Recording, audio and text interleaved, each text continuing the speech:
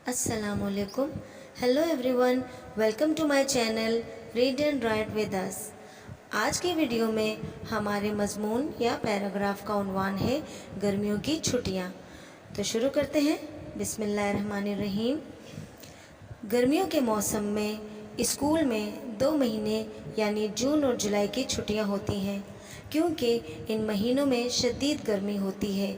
गर्म लू चलने की वजह से हीट स्ट्रोक का ख़तरा बढ़ जाता है। दिन में घर से बाहर निकलना मुश्किल होता है।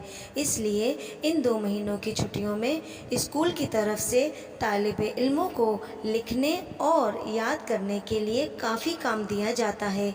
कुछ तख्लीकी काम, प्रोजेक्ट्स वगैरह भी दिए जाते हैं, ताकि बच्चे अपनी पढ़ाई से तंग ना हों, बल्कि खुशी खुशी अपना सारा काम मुकम्मल करें।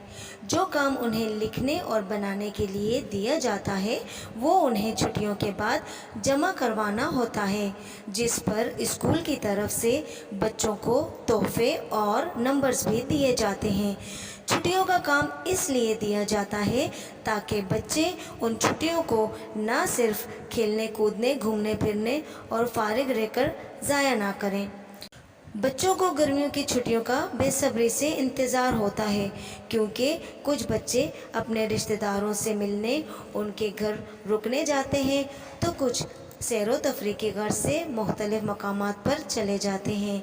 गर्मियों की छुट्टियों में बच्चों को खेलने कूदने का और अपने पसंदीदा मशागल से लुत्फ़ अंदोज़ होने का खूब मौका मिलता है।